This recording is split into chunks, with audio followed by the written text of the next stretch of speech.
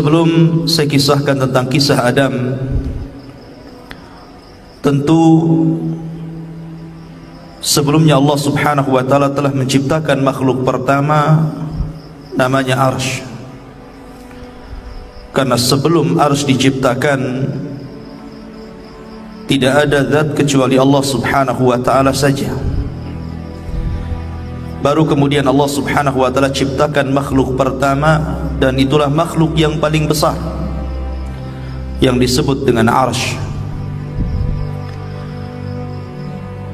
Walaupun ada perbedaan di antara para ulama, mana yang lebih dahulu ciptaan Allah, qalam ataukah Arsy, tapi para ulama akidah mengatakan bahwa makhluk yang pertama kali diciptakan adalah Arsy, kemudian qalam. Baru setelah Allah subhanahu wa ta'ala menciptakan Arsy-nya, kemudian setelah itu menciptakan qalam, dan Allah berfirman kepada qalam, catatlah segala sesuatu yang akan terjadi sampai kiamat dibangkitkan. Maka qalam pun kemudian mencatat seluruh takdir. Tidak ada satupun kecuali berdasarkan takdir Allah subhanahu wa ta'ala. Kemudian setelah qalam tidak lagi mencatat karena kehabisan tinta dan telah kering, maka catatan itu diletakkan di Lauhil Mahfuz, yang kemudian Allah subhanahu wa ta'ala memerintahkan para malaikat untuk menjaganya. Dari sinilah kemudian Allah subhanahu wa ta'ala menciptakan langit dan bumi, dimulai dari hari Ahad dan diakhiri pada hari Jumat. Hanya 6 hari: Ahad, Senin, Selasa, Rabu, Kamis, Jumat. Maka Allah subhanahu wa ta'ala menyelesaikan penciptaan langit dan bumi dalam tempo yang 6 hari ini, dan selesai penciptaan keduanya di hari Jumat, sebagaimana Allah juga akan menghancurkan di hari Jumat, karena kiamat itu tegak di hari Jumat. Barulah kemudian Allah subhanahu wa ta'ala menciptakan makhluk-makhluk yang lainnya, gunung, sungai, pohon, dan begitu seterusnya. Ma'asyiral muslimin yang dimuliakan Allah subhanahu wa ta'ala, maka ketika itulah Allah subhanahu wa ta'ala menciptakan makhluk pertama namanya malaikat, dan malaikat adalah tentara-tentara Allah. Kemudian setelah Allah menciptakan malaikat, maka Allah ciptakan jin. Jin inilah yang pertama kali menghuni bumi. Akan tetapi karena jin ini memang disifatkan Allah subhanahu wa ta'ala lebih banyak yang rusak dibandingkan yang baik, maka terjadilah kerusakan di permukaan bumi. Sesama jin ini saling bunuh-membunuh, menumpahkan darah, merusak bumi. Akhirnya kemudian Allah subhanahu wa ta'ala pilih dari mereka yang paling saleh, dan namanya tidak ada dalam Quran dan Sunnah, tetapi kisah Israiliyat menyebutkan bahwa jin yang paling saleh itu namanya Azazil. Tapi sekali lagi ini tidak berdasarkan Quran dan Sunnah, ini cerita Israiliyat. Dan Nabi SAW bersabda, tidak mengapa anda menceritakan tentang Israiliyat selama tidak bertentangan dengan Al-Quran dan Sunnah. Ma'asyiral muslimin yang dimuliakan Allah subhanahu wa ta'ala, maka kemudian Azazil inilah yang kemudian diutus oleh Allah subhanahu wa ta'ala, kemudian dibekali dengan tentara malaikat untuk memperbaharui jin-jin yang ada di permukaan bumi, sehingga jin-jin yang jahat itu ditangkap, kemudian dilemparkan ke beberapa tempat di permukaan bumi. Sampailah kemudian bumi pun tenang karena dia berhasil menenangkan kaum jin.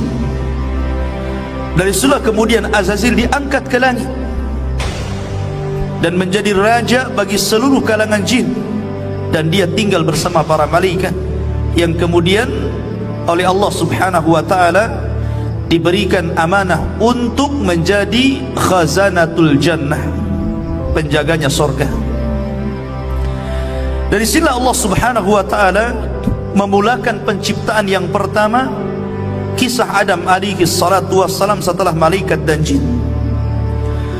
Allah Subhanahu wa taala menyebutkan dalam surah Al-Baqarah, tepatnya ayat 30, 31, 32, 33 dan seterusnya. Allah mengatakan, wa idh qala rabbuka lil malaikati inni ja'ilun fil ardi khalifah. Dan ingatlah ketika Tuhanmu berfirman kepada para malaikat, aku hendak menjadikan khalifah. Khalifah itu bukan pemimpin, tetapi makhluk yang bergenerasi, itu namanya khalifah. Jadi makhluk yang akan terus lahir,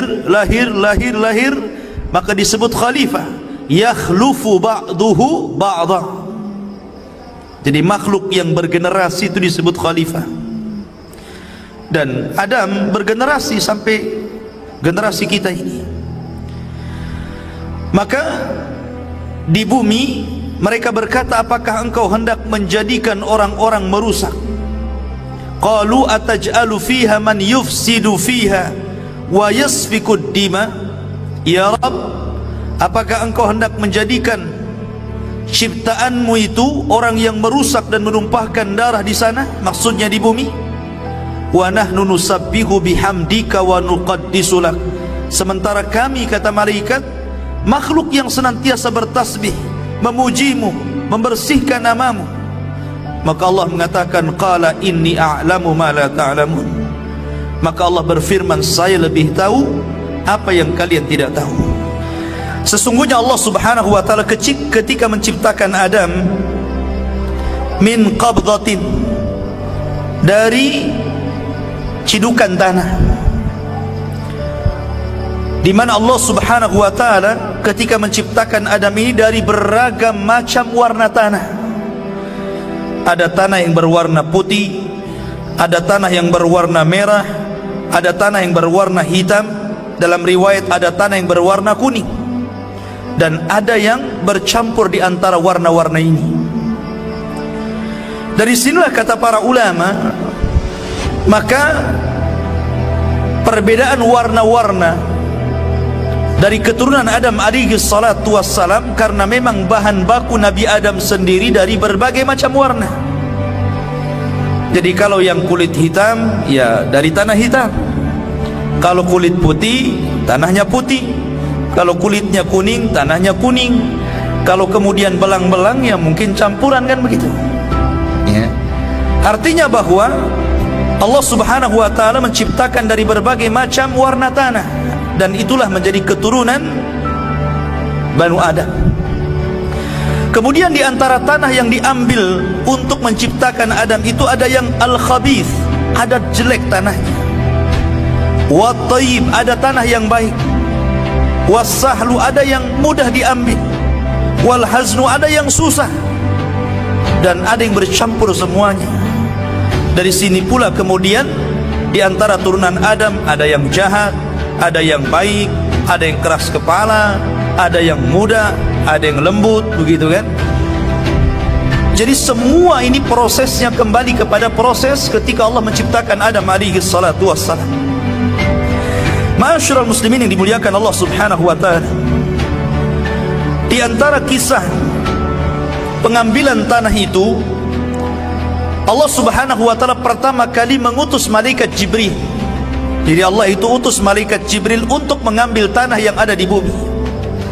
Tapi bumi menolaknya dan berlindung kepada Allah Subhanahu wa taala dari Jibril agar dia jangan sampai mengambil tanahnya. Akhirnya Jibril pun tidak bisa dan kembali kepada Allah. Kemudian Allah Subhanahu wa taala mengutus Mikail. Sama bumi pun berlindung kepada Allah dari Mikail dan tidak diizinkan untuk mengambil tanahnya. Akhirnya Allah Subhanahu wa taala mengutus malakul maut, malaikat kematian. Ketika kemudian bumi berlindung kepada Allah Subhanahu wa taala, maka malaikat maut pun mengatakan, wa ana a'udzu billahi an arji. sebagaimana engkau berlindung kepada Allah agar aku tidak mengambil tanahmu, maka aku pun berlindung kepada Allah, aku tidak akan kembali kepada Allah sampai ku ambil tanah. Akhirnya berhasillah malaikat maut mengambil berbagai macam tanah yang disebutkan di atas, kemudian diangkat ke langit. Dari tanah ini kemudian akhirnya Allah subhanahu wa ta'ala menciptakan dengan kedua tangannya. Ada hikmah kenapa Allah subhanahu wa ta'ala menciptakan dengan kedua tangannya, dan kedua tangan Allah kanan. Kedua tangan Allah itu kanan, tidak ada kiri dan kanan, lain dengan makhluk. Kalau makhluk ada tangan kanan, ada tangan kiri. Dan ketika kita sebut bahwa Allah memiliki tangan, tentu yaliku bijalalihi, yang sesuai dengan keagungannya. Laisa kamislihi syai'un wa huwas samiul basir. Allah tidak sama dengan makhluknya, karena dia zat yang maha mendengar lagi maha melihat. Dan kita harus menetapkan bahwa Allah punya tangan. Jangan mentakwil seperti sebagian kelompok yang mentakwil sifat-sifat Allah dengan mengatakan bahwa kalau Allah punya tangan berarti Allah sama dengan makhluknya, sehingga kita harus mentakwil tangan dengan kekuasaan. Hakikatnya orang yang mentakwil, ikhwan, dia telah mentashbih, dia telah menyerupakan. Ketika mereka mentakwil makna, sebelumnya kan dia serupakan Allah dengan makhluknya. Dia bayangkan dulu, nih Allah kalau punya tangan sama dengan makhluk, berarti dia membayangkan dulu Allah sama dengan makhluk. Baru kemudian mereka takwil, maknanya ditakwil. Intinya bahwa Adam diciptakan dengan kedua tangan Allah, dan kedua tangan Allah kanan. Dan ini ada hikmah kenapa Allah ciptakan Adam dengan tangannya, supaya iblis tidak bisa sombong di hadapan Adam. Karena iblis tidak diciptakan dengan tangan Allah. Iblis itu diciptakan dari ujung nyala api. Ma'asyiral muslimin yang dimuliakan Allah subhanahu wa ta'ala, maka kemudian ketika Allah subhanahu wa ta'ala menciptakan Adam, Allah mulai membentuk Adam alaihi salatu wassalam dengan sebaik-baik bentuk yang tidak sama dengan makhluk yang lainnya. Makanya Allah subhanahu wa ta'ala mengatakan, laqad khalaqnal insana fi ahsani taqwim. Sesungguhnya Allah menciptakan manusia itu sebaik-baik bentuk. Ada yang mengatakan sebaik-baik bentuk itu karena manusia itu memiliki dua tangan dan dua kaki, dan dengan kedua kakinya dia bisa berjalan dengan tegap. Tidak ada makhluk yang bisa berjalan dengan tegap kecuali manusia. Kalau kita melihat hewan, ada yang berjalan dengan perutnya seperti ular, dia berjalan dengan perutnya. Ada makhluk yang berjalan dengan keempat kakinya. Oke Ustadz, bagaimana dengan kera, dengan monyet? Sama, monyet pun kalau lagi lari pakai empat juga, kecuali monyet yang terlatih disuruh jalan sebentar saja, ujung-ujungnya kalau lari pakai tangan juga. Ada yang mengatakan fi ahsani taqwim itu sebaik-baik bentuk karena manusia itu walaupun dengan kedua kaki bisa tegap dia. Ada yang mengatakan fi ahsani taqwim itu karena hanya manusia yang paling lengkap ciptaannya dibandingkan seluruh makhluk-makhluk yang Allah ciptakan. Lah ketika Allah subhanahu wa ta'ala mulai menciptakan Adam alaihi salatu wassalam, dibentuknya sedemikian rupa, maka Allah subhanahu wa ta'ala membiarkan Adam yang belum ada ruhnya itu. Ada yang mengatakan selama 40 tahun dibiarkan, artinya sampai betul-betul mengering. Lah dari sila kemudian ketika malaikat melihat Allah subhanahu wa ta'ala menciptakan makhluk yang gharib bagi mereka, aneh bagi mereka, disilah malaikat datang menghadap Allah dan mengatakan, ataj'alu fiha man yufsidu fiha wa yasfikud dima wa nahnu nusabbihu bihamdika wa nuqaddisulah. Ya Rabb, apakah engkau akan mengulang dua kali menciptakan makhluk yang akan merusak bumi, menumpahkan darah, sementara kami adalah makhluk yang terus bertasbih memuji kamu.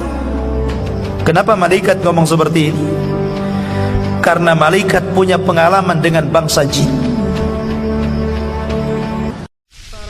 قد جاب خواطرنا حلم يطويه تخرجنا أيام الجد قضيناها وهنا الإنجاز يسامرنا فرح قد جاب خواطرنا حلم يطويه تخرجنا أيام الجد قضيناها وهنا الإنجاز يسامرنا